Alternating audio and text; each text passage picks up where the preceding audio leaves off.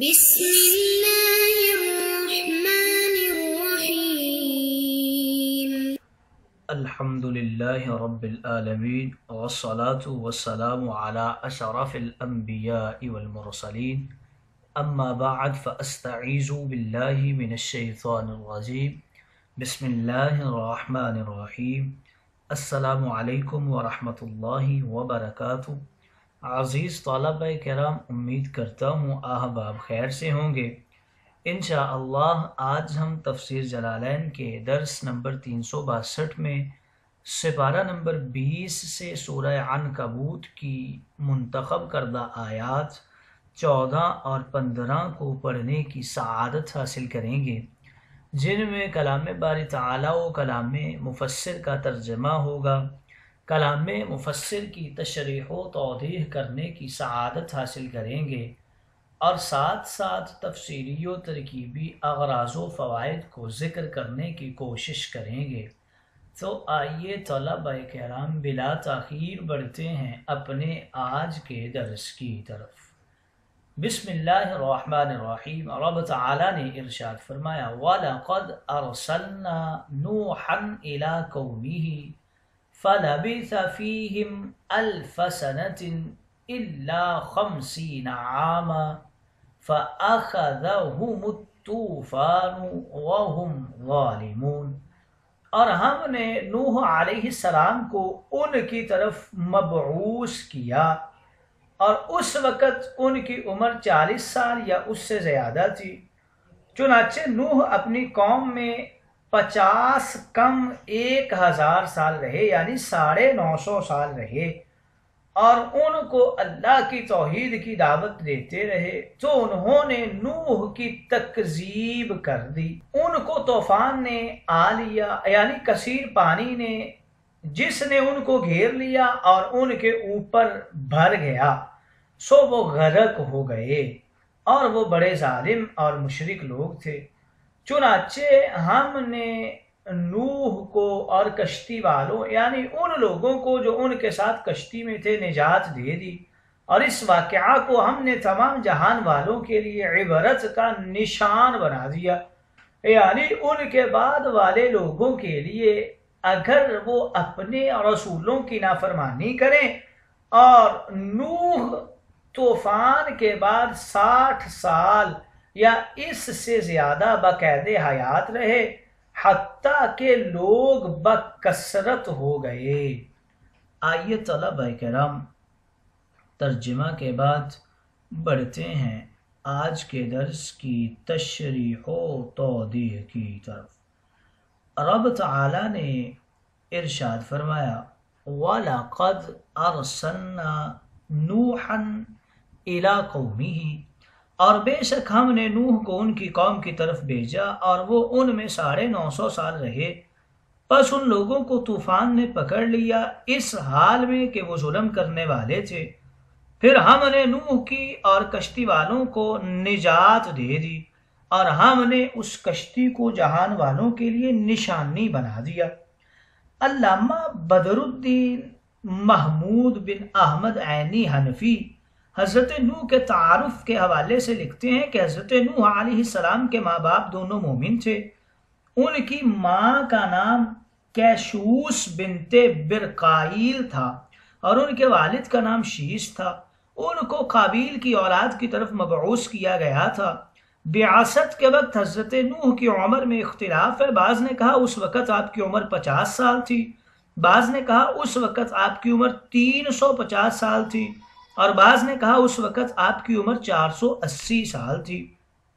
اسی طرح ان کے مقام بعثت میں بھی اختلاف ہے۔ مجاہد نے کہا ان کو ہند میں مبعوث کیا گیا، حسن بصری نے کہا ان کو ارض بابل، عراق کا ایک شہر ہے جو کوفہ و بغداد کے درمیان ہے، وہاں مبعوث کیا گیا۔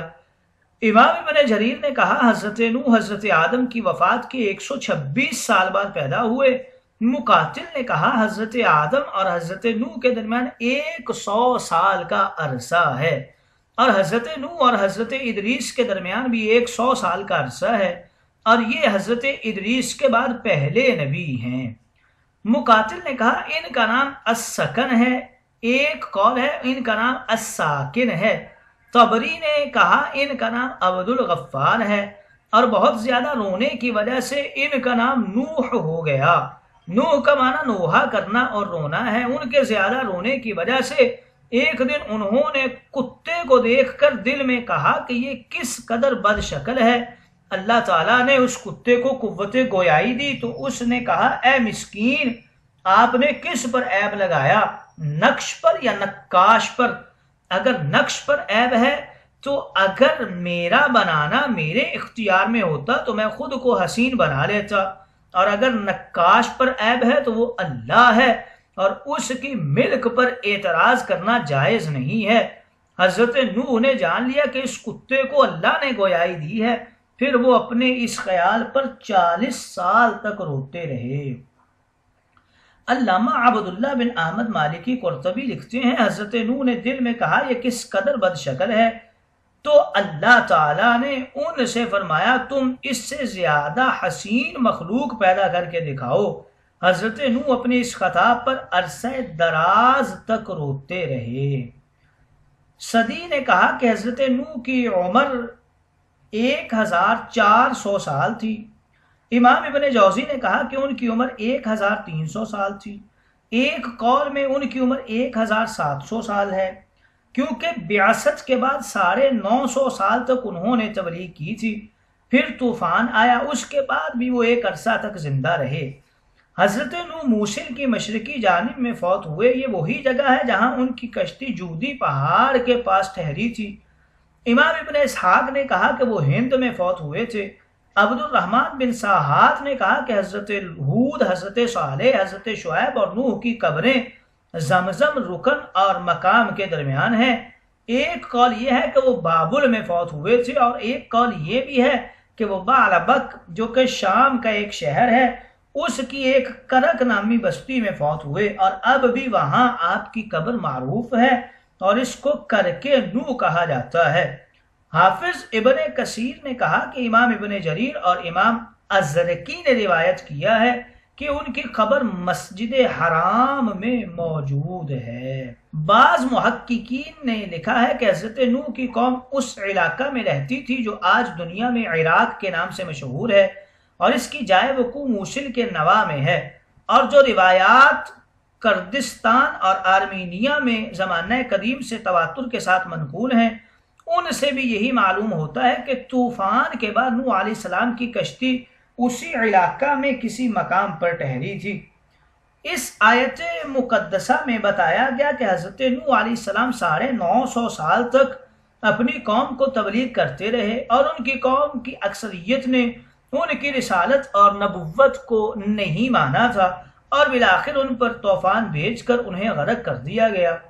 اس آیت مقدسہ میں نبی کریم کو یہ تسلی دی ہے کہ آپ کو مکہ میں تبلیغ کرتے ہوئے چند سال ہوئے ہیں، اگر یہ لوگ آپ پر ایمان نہیں لائے یا آپ کے ساتھ بدسلوکی کر رہے ہیں تو آپ رنج اور افسوس نہ کریں۔ حضرت نوح کو دیکھیے، وہ 950 تک تبلیغ کرتے رہے اور 80 افراد کے سوا اور کوئی ایمان نہیں لایا۔ تو حضرت نوح کی بنسبت آپ صبر کرنے کے زیادہ لائق ہیں، کیونکہ آپ کی تبلیغ کی مدت ان سے بہت کم ہے اور آپ کے متبعین کی تعداد ان سے بہت زیادہ ہے۔ طوفان نوح کے حوالے سے اختلاف ہے کہ یہ زمین کے کس حصہ پر آیا تھا، آیا کہ تمام روئے زمین پر طوفان آیا تھا یا مخصوص علاقہ میں آیا تھا۔ مسلم مؤرخین اور مفسرین کے زیادہ تر اقوال یہ ہیں کہ یہ طوفان پوری روئے زمین پر آیا تھا، اور بعض نے یہ کہا کہ یہ طوفان صرف انہی علاقوں میں آیا تھا۔ تورات سے بھی یہی معلوم ہوتا ہے کہ یہ طوفان تمام روئے زمین پر بھیجا گیا تھا۔ تورات کے اندر لکھا ہوا ہے کہ 40 دن تک زمین پر طوفان رہا اور پانی بھرا، اور اس نے کشتی کو اوپر اٹھا دیا، سو کشتی زمین پر سے اٹھ گئی اور پانی زمین پر چڑھتا ہی گیا اور بہت بڑا، اور کشتی پانی کے اوپر تیرتی رہی اور پانی زمین پر بہت ہی زیادہ چڑھا۔ سب اونچے پہاڑ جو دنیا میں تھے وہ چھپ گئے، پانی ان سے 15 ہاتھ اوپر چڑھا اور پہاڑ ڈوب گئے۔ سب جانور جو زمین پر چلتے تھے، پرندے اور چوپائے اور جنگلی جانور اور زمین پر رینگنے والے جاندار اور آدمی سب مر گئے۔ اور خشکی کے سب جاندار جن کے نتنوں میں زندگی کا دم تھا مر گئے، بلکہ ہر جاندار شے جو روئے زمین پر تھی مر مٹی، کیا انسان، کیا حیوان، کیا رینگنے والا جانور، کیا ہوا کا پرندہ، یہ سب کے سب زمین پر مر مٹے، فقط ایک نوح باقی بچا، یا وہ جو اس کے ساتھ کشتی میں تھے، اور پانی زمین پر 150 دن تک چڑھتا رہا۔ یہ تورات کی آیات کا ترجمہ ہم نے ذکر کیا ہے۔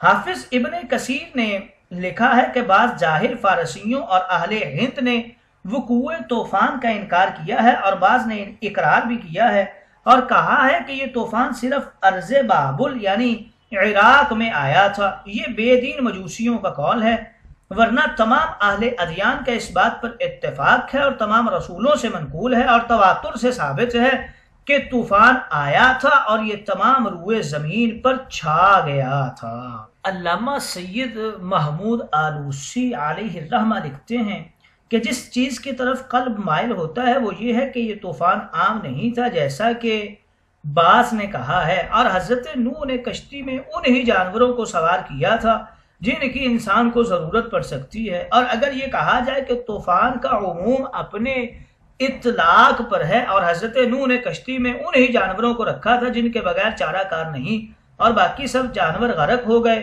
اور ان جانوروں کی نظیروں کو اللہ نے محض لفظ کن سے دوبارہ پیدا فرمایا، تو یہ اللہ کی عظیم قدرت کے سامنے کیا بعید ہے۔ علماء قدیم و جدید میں ہمیشہ دو رائے رہی ہیں۔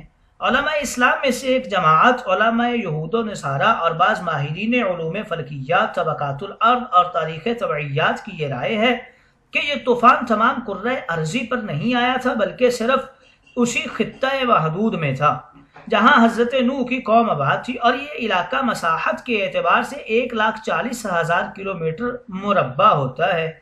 ان کے نزدیک طوفان نوح کے خاص ہونے کی وجہ یہ ہے کہ اگر یہ طوفان عام تھا تو اس کے آثار کرۂ ارضی کے مختلف گوشوں اور پہاڑوں کی چوٹیوں پر ملنے چاہیے تھے، حالانکہ ایسا نہیں ہے۔ نیز اس زمانہ میں انسانی آبادی بہت ہی محدود تھی، اور وہی خطہ تھا جہاں حضرت نوح علیہ السلام اور ان کی قوم آباد تھی۔ ابھی حضرت آدم کی اولاد کا سلسلہ اس سے زیادہ وسیع نہیں ہوا تھا جو کہ اس علاقہ میں آباد تھا، لہٰذا وہی مستحق عذاب تھے، انہی پر طوفان کا یہ عذاب بھیجا گیا، باقی کرۂ زمین کو اس سے کوئی علاقہ اور تعلق نہیں تھا۔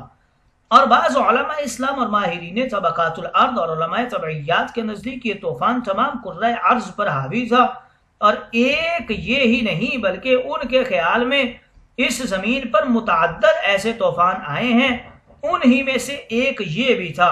اور وہ پہلی رائے کے تسلیم کرنے والوں کو آثار سے متعلق سوال کا جواب یہ دیتے ہیں کہ جزیرہ یا عراق عرب کی سرزمین کے علاوہ بلند پہاڑوں پر بھی ایسے حیوانات کے ڈھانچے اور ہڈیاں بکثرت پائی گئی ہیں جن کے متعلق ماہرین علم طبقات الارض کی رائے یہ ہے کہ یہ حیوانات مائی ہی ہیں اور صرف پانی ہی میں زندہ رہ سکتے ہیں، پانی سے باہر ایک لمحہ بھی ان کی زندگی دشوار ہے۔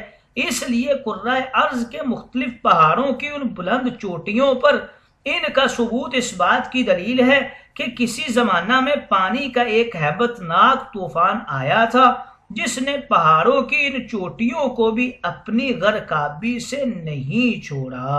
اصحاب سفینہ کے حوالے سے مفسرین کرام فرماتے ہیں، علامہ آلوسی کے نزدیک اس وقت جتنے بھی حیوان تھے ان میں سے سب کا ایک ایک جوڑا کشتی کے اندر رکھ لیا گیا تھا، اور اس وقت کے حیوانوں کا کشتی میں رکھنا یہی ثابت کرتا ہے کہ وہ طوفان تمام روئے زمین پر آنا تھا، ورنہ امام رازی یا امام آلوسی یوں لکھتے کہ اپنے مخصوص علاقے کے تمام حیوانوں کو کشتی میں رکھ لیا تھا، اور پھر اللہ رب العزت نے حضرت نوح علیہ السلام کو اور ان کشتی والوں کو بچا لیا اور اس طوفان کو تمام عالم کے لیے عبرت بنا دیا۔ اور حضرت نوح کے حوالے سے بتا رہے ہیں کہ اس طوفان کے بعد آپ 60 سال تک باقاعدہ حیات رہے تھے، آئیے طلبہ کرام تشریح و توضیح کے بعد بڑھتے ہیں اغراض و فوائد کی طرف۔ نوح کے نام کے حوالے سے چند اقوال ذکر کر رہے ہیں۔ ان کے نام کے حوالے سے پہلا قول عبد الغفار ہے، دوسرا یشکر ہے اور تیسرا السکن ہے۔ نوح آپ کا لقب ہے، بہت زیادہ نوحہ کرنے والے کو نوح کہتے ہیں۔ چونکہ حضرت نوح اپنی امت کی حالت کو دیکھ کر بہت زیادہ رویا کرتے تھے، اس لیے ان کا لقب ہی نوح مشہور ہو گیا۔